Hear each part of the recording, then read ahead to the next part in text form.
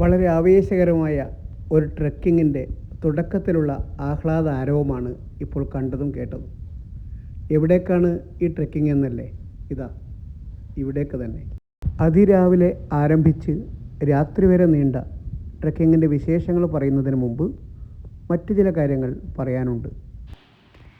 2026 May 7 മുതൽ 13 വരെ യാത്രാനന്ദയോടൊപ്പം നടത്തിയ ഭൂട്ടാൻ യാത്രയിലായിരുന്നു ഈ ട്രെക്കിംഗ്. ടീം മാനേജർ പ്രയാഗ് ഉൾപ്പെടെ 22 പേരടങ്ങുന്ന ചെറിയൊരു സംഘം. എല്ലാവരും രാവിലെ കൊച്ചി വിമാനത്താവളത്തിൽ കണ്ടുമുട്ടി.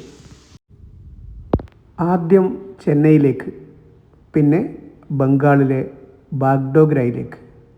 ഇങ്ങനെ 2 ഫ്ലൈറ്റ് യാത്ര. കൊച്ചി ചെന്നൈ 1.25 മണിക്കൂറും ചെന്നൈ ബാഗ്ഡോഗ്രാം 2.25 മണിക്കൂറും അടക്കം 4 മണിക്കൂർ വിമാനയാത്ര.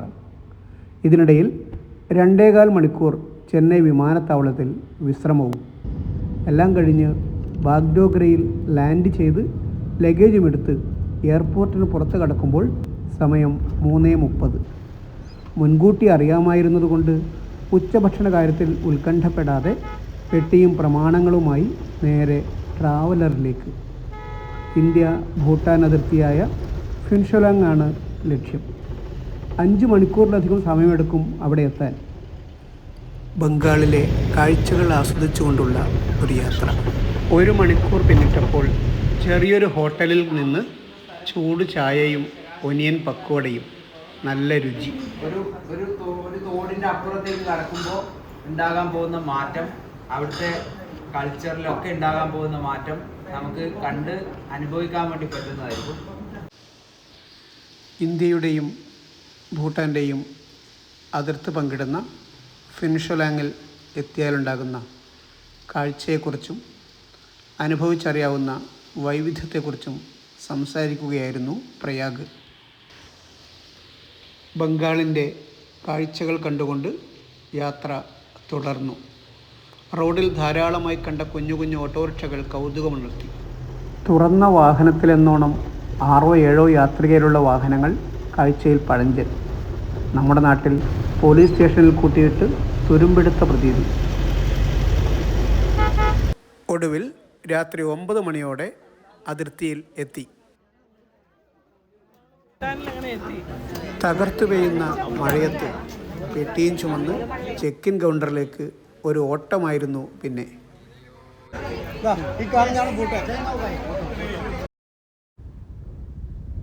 ശേഷം തൊട്ടടുത്ത താമസ സ്ഥലത്തേക്ക് വീണ്ടും ട്രാവലറിൽ യാത്ര.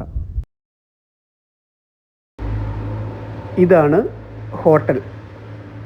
എത്തിയപാടെ ഭക്ഷണവും കഴിച്ച് നേരെ അവരവർക്ക് അനുവദിച്ച മുറിയിലേക്ക്. യാത്രാക്ഷീണം കൊണ്ട് സുഖമായ ഉറക്കം. ഭൂട്ടാനിലെ ഞങ്ങളുടെ ആദ്യത്തെ പ്രഭാതം. രാവിലെ എഴുന്നേറ്റ് പ്രഭാത ഭക്ഷണവും കഴിച്ച് എല്ലാവരും വാഹനവും കാത്ത് ഇരിക്കുകയാണ് ഇവിടെ. റിസപ്ഷനിസ്റ്റിനൊപ്പം ഒരു ഫോട്ടോയും എടുത്ത് അവിടെ ഇരിക്കുമ്പോഴാണ് തൊട്ടുമുകളിലുള്ള ഈ ചിത്രം ശ്രദ്ധിച്ചത്. പുറത്തേക്ക് നോക്കിയപ്പോൾ അവിടെയും കണ്ടു ഇതിനേക്കാൾ വളരെ വലുതായ ഇതേ ചിത്രം. ഭൂട്ടാനിലെ ഇപ്പോഴത്തെ രാജാവിൻ്റെയും കുടുംബത്തിൻ്റെയും ചിത്രമാണതെന്ന് ഗൈഡ് പറഞ്ഞു തന്നു. ഭൂട്ടാനിലെ 5ാമത്തെ രാജാവായ ഇദ്ദേഹത്തിൻ്റെ പേര് ജിഗ്മേ ഖേസർ നംഗ്യേൽ വാങ്ചുക്. ലോകത്തിലെ തന്നെ ഏറ്റവും പ്രായം കുറഞ്ഞ ഭരണാധികാരികളിൽ ഒരാളായ ഇദ്ദേഹം തൻ്റെ വിനയം കൊണ്ടും ലാളിത്യം കൊണ്ടും ശ്രദ്ധിക്കപ്പെട്ടു. സാധാരണക്കാരുടെ പ്രശ്നങ്ങൾ നേരിട്ട് കേൾക്കാൻ അദ്ദേഹം രാജ്യത്തുടനീളം കാൽനടയായി യാത്ര ചെയ്യാറുണ്ട്. സാധാരണ കുടുംബത്തിൽ നിന്നുള്ള ഒരാളെയാണ് അദ്ദേഹം തൻ്റെ വധുവായി തിരഞ്ഞെടുത്തത് എന്നത് ജനങ്ങൾക്കിടയിൽ അദ്ദേഹത്തിൻ്റെ പ്രിയം ഏറെ വർദ്ധിപ്പിച്ചു. ഭൂട്ടാൻ്റെ തലസ്ഥാനമായ തിംഫുവിലേക്കാണ് ഇന്നത്തെ യാത്ര. 2 വാഹനങ്ങളിലായിട്ടാണ് സംഘാംഗങ്ങൾ യാത്ര ചെയ്യുന്നത്. ഒരു വാഹനത്തിൽ 12 പേർക്ക് മാത്രമേ പോകാൻ വേണ്ടി കഴിയൂ. അതാണ് ഭൂട്ടാനിലെ രീതി. ഞങ്ങൾക്ക് പോകാനുള്ള ഒരു വാഹനം എത്തി.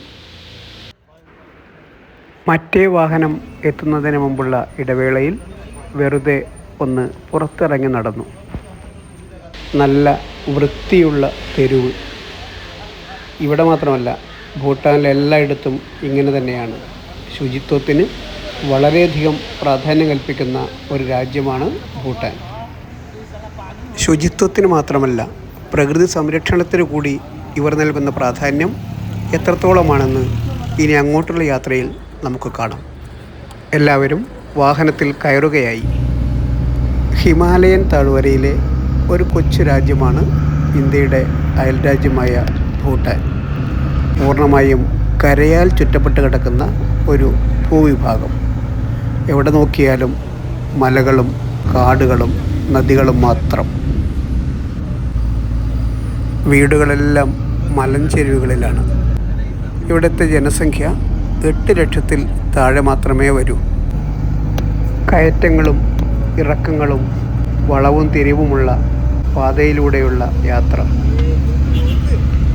സഞ്ചാരികളിൽ ചിലപ്പോൾ ഭീതി ജനിപ്പിച്ചേക്കാമെങ്കിലും നമ്മുടെ സാരഥി വളരെ കൂളാണ്. അവർക്ക് ഇതൊരു പ്രശ്നമേ അല്ല. സാധാരണയായി രാജ്യങ്ങളുടെ പുരോഗതി അളക്കുന്നത് സാമ്പത്തിക വളർച്ച GDP നോക്കിയാണെങ്കിൽ ഭൂട്ടാൻ അതിനു പകരം GNH ഗ്രോസ് നാഷണൽ ഹാപ്പിനെസ് മൊത്തം ദേശീയ സന്തോഷം എന്ന ആശയമാണ് മാനദണ്ഡമാക്കുന്നത്. അതുകൊണ്ട് തന്നെയാണ് ഭൂട്ടാനെ ഹാപ്പി ലാൻഡ്, സന്തോഷത്തിൻ്റെ നാട് എന്ന് വിളിക്കുന്നത്. പ്രകൃതി സംരക്ഷണത്തിന് ഭൂട്ടാൻ നൽകുന്ന പ്രാധാന്യത്തെക്കുറിച്ച് നേരത്തെ സൂചിപ്പിച്ചുവല്ലോ. പ്രകൃതിയെ അത്രമേൽ സ്നേഹിക്കുന്ന ഒരു രാജ്യമാണ് ഭൂട്ടാൻ. തങ്ങളുടെ ആകെ ഭൂഭാഗത്തിൻ്റെ 60% വനമായി നിലനിർത്തണമെന്ന് അവരുടെ ഭരണഘടനയിൽ തന്നെയുണ്ട്. നിലവിൽ ഭൂട്ടാൻ ഒരു കാർബൺ നെഗറ്റീവ് രാജ്യമാണ്.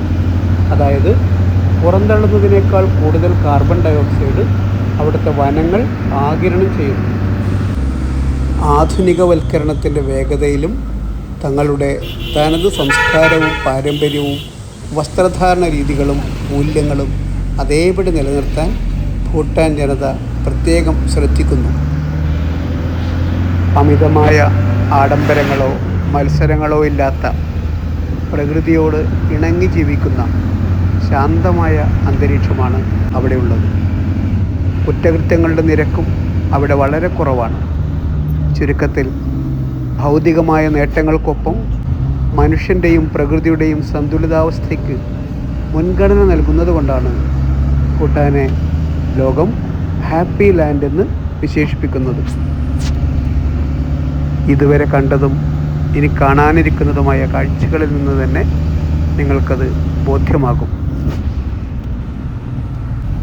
കാടും കുന്നും തണ്ണീർത്തടങ്ങളും നശിപ്പിച്ചുകൊണ്ടുള്ള വികസനം കണ്ടുപരിചയിച്ച നമ്മൾ ഭൂട്ടാനിൽ നിന്ന് പഠിക്കേണ്ട ഒരുപാട് വികസന പാഠങ്ങളുണ്ട്.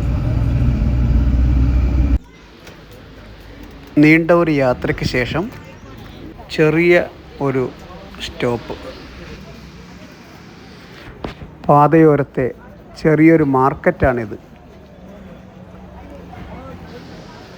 പഴങ്ങളും പച്ചക്കറികളും ഇഷ്ടം പോലെ ലഭിക്കും. ഭൂട്ടാനിലെ ഒരു മാർക്കറ്റാണിത്. തിംഫുലേക്കുള്ള യാത്രക്കിടയിൽ ഫസ്റ്റ് വ്യൂ പോയിൻ്റായിട്ട് ഇവിടെ നിർത്തിയതാണ്.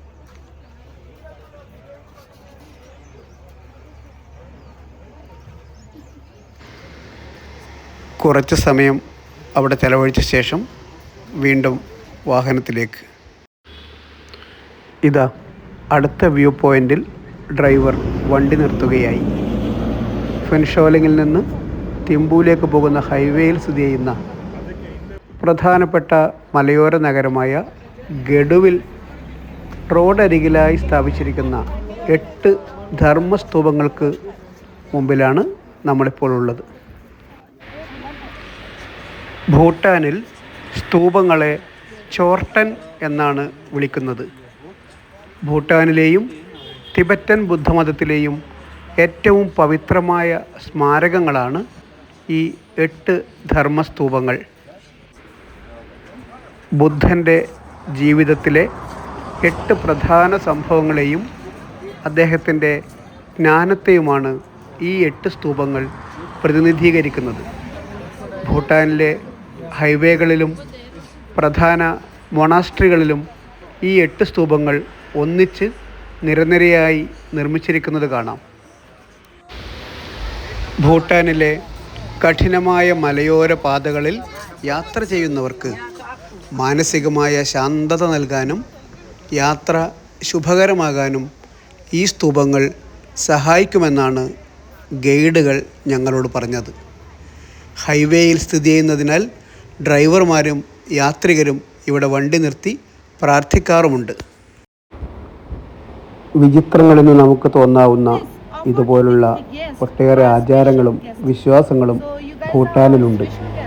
അതിലൊന്നാണ് ഇപ്പോൾ ഇവർ പറയുന്ന ഈ കാര്യം. ശ്രദ്ധിക്കൂ. So this describes the Buddha, the body of Buddha. So don't put under your butter or under your food and everything.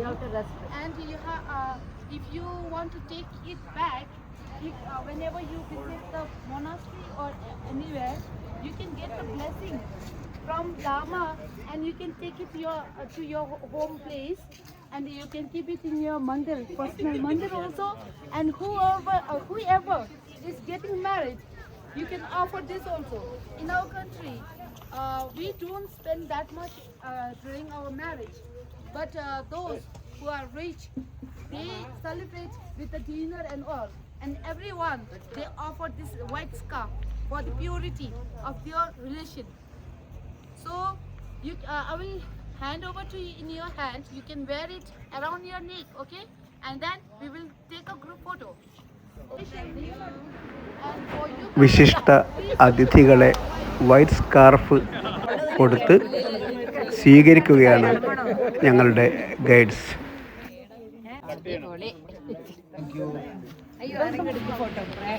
പിന്നീട് എല്ലാവരും സ്കാർഫ് അണിഞ്ഞ് അവിടെ നിന്ന് ഒരു ഗ്രൂപ്പ് ഫോട്ടോ. സ്തൂപങ്ങളെ ഘടികാര ദിശയിൽ വലം വയ്ക്കുന്നത് വലിയ പുണ്യമായി ഭൂട്ടാൻ ജനത കരുതുന്നു. ഗഡുവിലെ ഈ 8 സ്തൂപങ്ങളെയും ഒന്നിച്ച് വലം വയ്ക്കുന്നതിലൂടെ നെഗറ്റീവ് ഊർജവും പാപങ്ങളും അകലുമെന്നും മനസ്സിൽ സമാധാനവും കരുണയും നിറയുമെന്നുമാണ് വിശ്വാസം. സ്തൂപത്തിൻ്റെ നിഴൽ പതിക്കുന്നത് പോലും പുണ്യമാണെന്ന് അവർ വിശ്വസിക്കുന്നു. വിശ്വാസം അതല്ലേ എല്ലാം. അതെന്തായാലും ഇതുപോലുള്ള ഓരോ യാത്രയും നൽകുന്ന പോസിറ്റീവ് എനർജി ഒന്ന് വേറെ തന്നെയാണ്. ഇതാ ഇവിടെ നിന്നും ലഭിച്ച പോസിറ്റീവ് എനർജിയുമായി ഞങ്ങളുടെ യാത്ര മുന്നോട്ട്. പാതയുടെ നവീകരണ ദൃശ്യങ്ങൾ ഇപ്പോൾ നമുക്ക് കാണാം.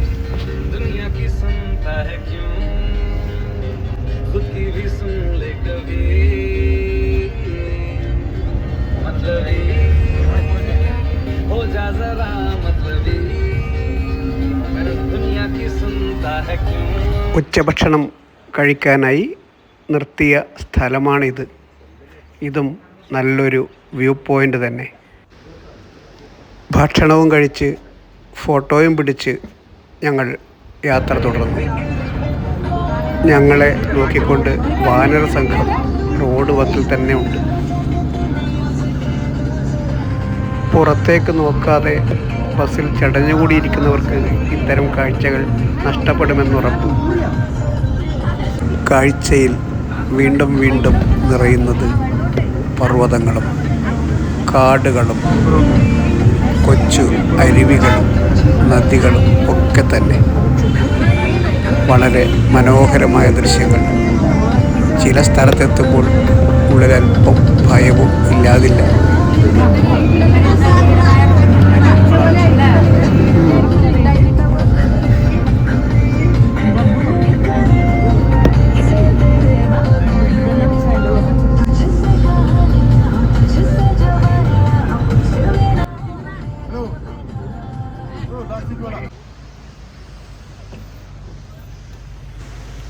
ഇതാ റോഡരികിലുള്ള ഒരു വെള്ളച്ചാട്ടത്തിന് മുമ്പിൽ വണ്ടി നിർത്തിയിരിക്കുകയാണ്.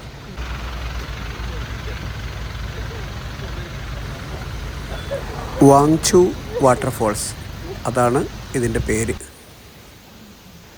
ഇതുവഴി കടന്നു പോകുന്ന എല്ലാ ടൂറിസ്റ്റുകളും ഇവിടെ നിന്ന് വെള്ളച്ചാട്ടത്തിൻ്റെ ഭംഗി ആവോളം ആസ്വദിക്കാറുണ്ട്. അവിടെ നിന്ന് ഫോട്ടോ എടുക്കാറുണ്ട്.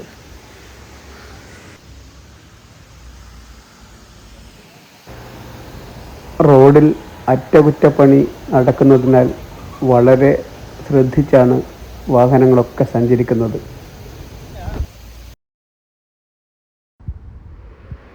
കുറച്ച് സമയം അവിടെ ചെലവഴിച്ച് ഫോട്ടോസ് എടുത്തതിന് ശേഷം വീണ്ടും ഞങ്ങൾ വാഹനത്തിലേക്ക്.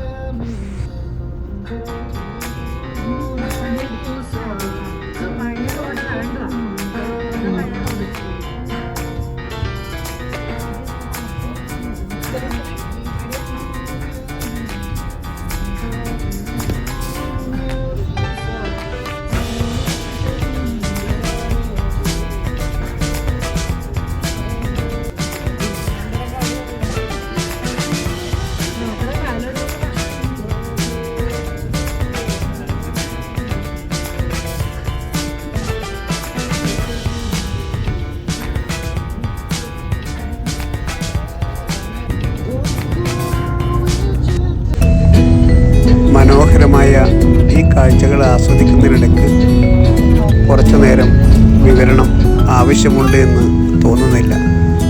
എല്ലാം കാണുക, ആസ്വദിക്കുക.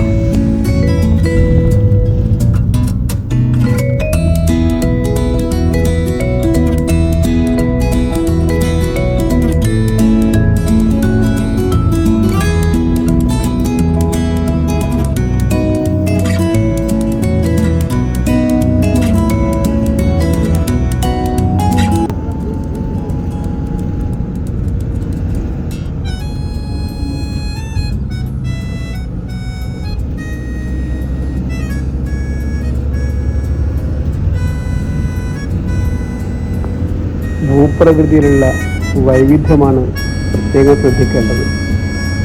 കാടും മലയും നദികളുമൊക്കെ ആണെങ്കിലും ഓരോ സ്ഥലത്തും എല്ലാറ്റിൻ്റെ സ്വഭാവത്തിൽ വ്യത്യാസമുണ്ട്.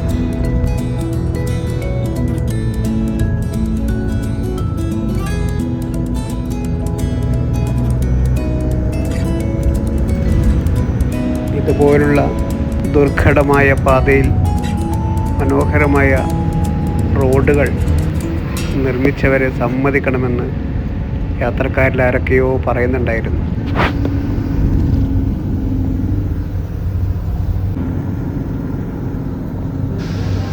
ഭൂട്ടാൻ സന്ദർശിക്കാൻ ആഗ്രഹിക്കുന്ന ആളുകളോട് പറയാനുള്ളത് ഇതാണ്: നിങ്ങൾ ഭൂട്ടാനിൽ കാണേണ്ടുന്ന കാഴ്ചകൾ ഓരോ വ്യൂ പോയിന്റിൽ എത്തുമ്പോഴുമുള്ളതല്ല, മറിച്ച് വാഹനത്തിൽ യാത്ര ചെയ്യുന്ന വേളയിലാണ് ഏറ്റവും കൂടുതൽ കാഴ്ചകൾ ആസ്വദിക്കാനുള്ളത്.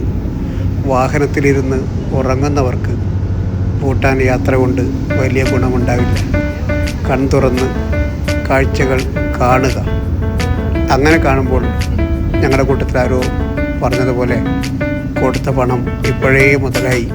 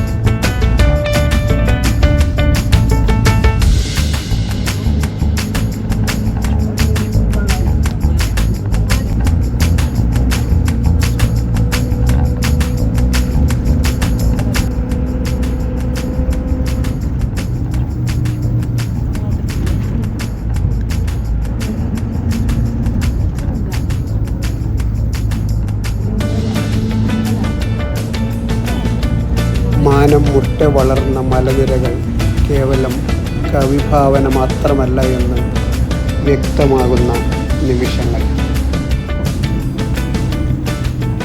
മലയിൽ കയറിയാൽ തൊടാൻ പറ്റുന്ന മേഘങ്ങൾ. ഭൂട്ടാനിലെ ആദ്യ ദിന യാത്ര അവസാനത്തോട് അടുക്കുകയാണ്. ഞങ്ങളിതാ തിംഫുവിലെ ഹോട്ടലിൽ എത്തിക്കഴിഞ്ഞു. നാളത്തെ പരിപാടികൾ വിശദീകരിക്കുകയാണ് ടീം മാനേജർ പ്രയാഗ്. റാഫ്റ്റിംഗ് എന്ന് പറയുന്നത് 9 കിലോമീറ്റർ വരെ ദൂരത്താണ് റാഫ്റ്റിംഗ് ഉണ്ടാവുക. വലിയ അഡ്വഞ്ചർ അല്ല, എന്നാൽ ചെറിയൊരു അഡ്വഞ്ചറും ആണ്. നല്ല സൈറ്റ് സീയിങ് ഒക്കെ കണ്ട് പുനാക്ക വാലിയിലൂടെയുള്ള ഒരു യാത്ര. 9 കിലോമീറ്റർ ദൈർഘ്യമുള്ള റാഫ്റ്റിംഗ് അല്പം അഡ്വഞ്ചറസ് ആണ്. പുനാക്ക വാലിയിലൂടെ മനോഹരമായ കാഴ്ചകളും കണ്ടുകൊണ്ടുള്ള ഒരു യാത്ര. നാളത്തെ ആ യാത്രയെക്കുറിച്ചുള്ള സ്വപ്നങ്ങളുമായി ഇന്നത്തേക്ക് വിടാം. അടുത്ത വീഡിയോയ്ക്കായി കാത്തിരിക്കുക.